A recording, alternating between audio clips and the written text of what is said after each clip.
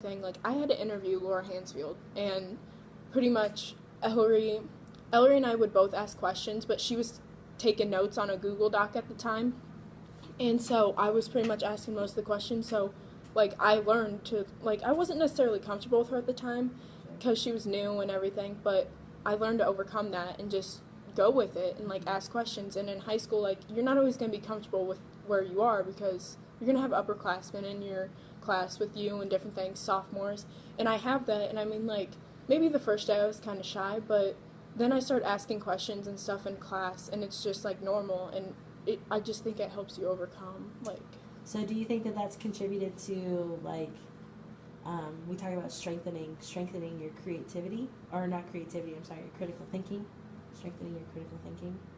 I think that relates a lot because, like,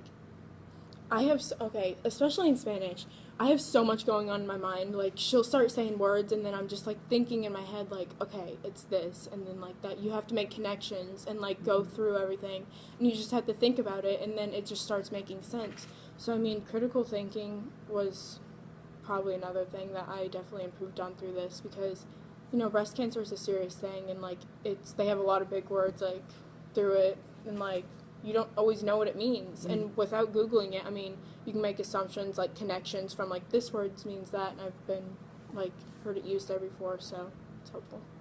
Okay. So to kind of wrap things up, I have a new class of students getting ready to venture into Genius Hour. Do you have any words of wisdom to pass along to them? Never procrastinate. Never, ever procrastinate because it's not going to turn out the way you want it to. And choose something that you want to stick with and you want to make a difference with. Don't choose something you already know about because it's not going to have the same impact on you. It's not going to be the same. Oh, I have another this is my final question. Okay. When I met you at the beginning of the year, you were very A-hungry.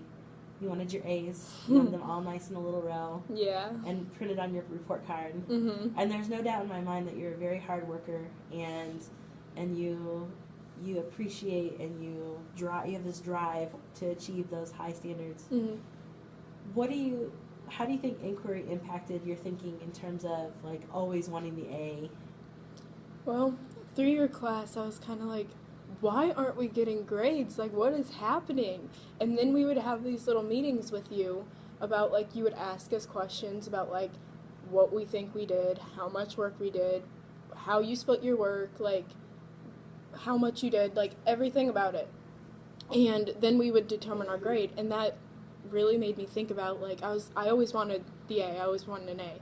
And I mean, I still always want A's, like, that's what I strive for in school.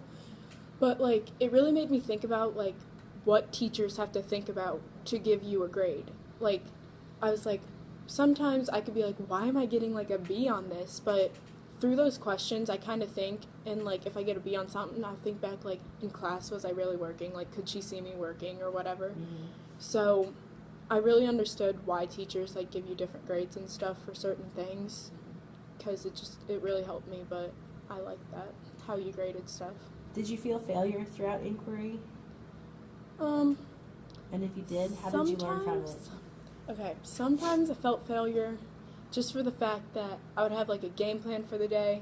I wouldn't get it done, but it was fine. Like, I didn't necessarily do it for homework. Like, I knew I had time, but that's also where procrastination kicked in a lot. And I was like, I'm not doing that for homework. Like, I don't want to. And I probably should have some more, but I got everything done, and failure also kind of kicked in whenever Ellery and I hit a stopping point in our Genius Hour project. We were like, okay, we went this far, but where do we go? Like, how do you give back with this?